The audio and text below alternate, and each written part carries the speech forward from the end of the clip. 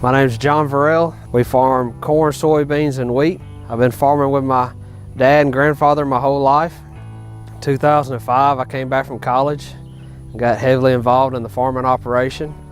In 2006, we started transitioning from a cotton operation into a true corn, wheat, and soybean operation. And ever since then, that's all we've been raising. I've been very fortunate. My dad and granddad, when I got out of college, pretty much anything I wanted to try, as long as I could show them on paper that it was going to make us money or save us money or help improve our land, they supported me 100%. Johnny's very different than us in a lot of ways. He's really a strong thinker, and he does a lot of things most people wouldn't try.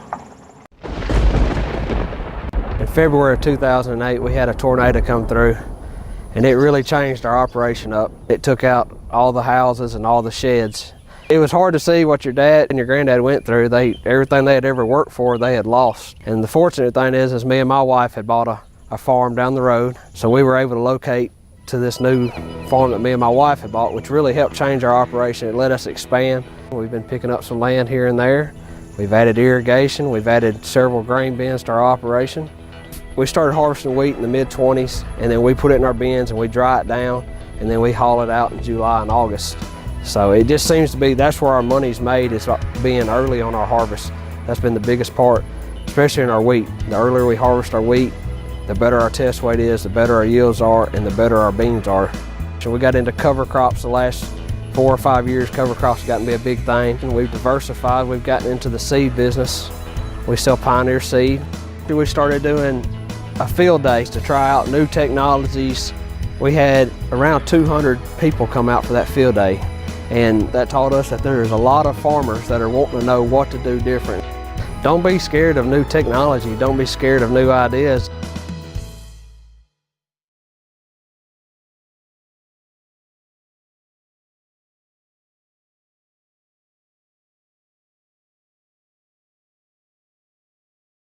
I'm a 5th generation dairy farmer. My grandparents all milked cows in this neighborhood in East Knoxville, and so we're just keeping the tradition going. Another generation.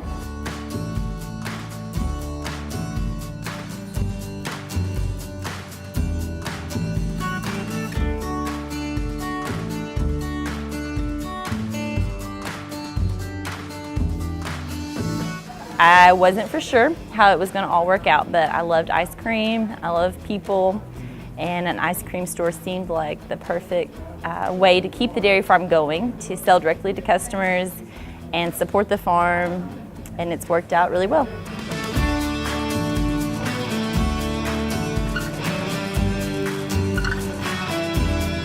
I loved, being on the ag campus, and I think all the professors really helped to encourage me to keep working hard, and I still have connections with them today. I did. Well, I met him at the very end there. We have a son and a daughter, and yeah, we work together every day. It is much easier to dream big if you have positive supporting people in your life like I have had. It was a great opportunity to give the commencement speech. I was really surprised that they asked me to give it. But my message was that it is okay to go back home. So I just really wanted to encourage students to, they don't have to go so far from their parents. Yeah, good deal, yeah. I think parents enjoy the speech. I really do. A lot of them came up to me after the speech and they were like, "Thank you for giving my child that message." The students like the ice cream, yeah, exactly. Thank you so much for giving me the Horizon Award. I'm honored. I'm a Vol. I'll always be a Vol. Vol for life. Go Vols!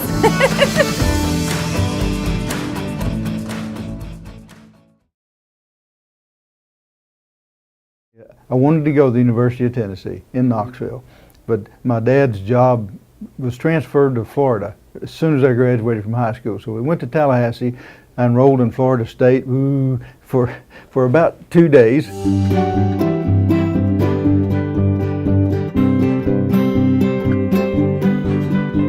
Yeah, I started in 1967 and went through the normal routine, I guess, of getting my undergraduate degree, and then decided I really needed to stay around for at least one more quarter. So instead of graduating in the spring, I graduated in December. That way I got to stay through one more football season.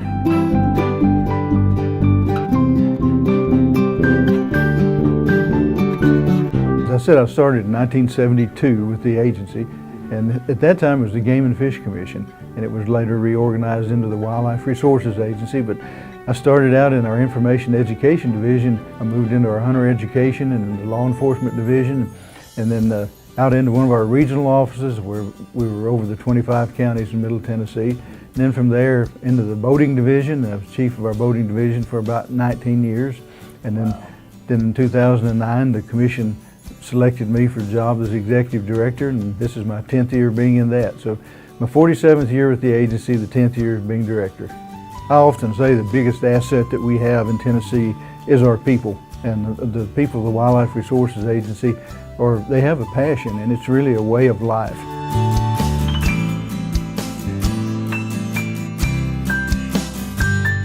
The advisory board is made up of a really diverse group of people, and I know that they're pushing hard, especially in the western part of the state, but now it's spilling out statewide as to what a great place this can be for the future. I sit back and think, gosh, it hadn't been that many years, at least in my mind, that I was sitting in this same classroom, as a student, and here I'm coming back as one of the advisory board people. What an honor, and not only that, it gives me a chance to put some input in, and we've thrown some ideas in from the agency that we thought would help the curriculum, and some of those have been instituted, and we have a really good working relationship.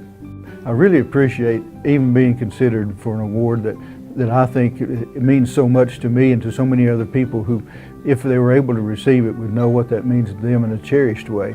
So thank you to the University of Tennessee, Chancellor Cross, and all those people who are behind this. It means a great deal to me, and I appreciate it more than you know.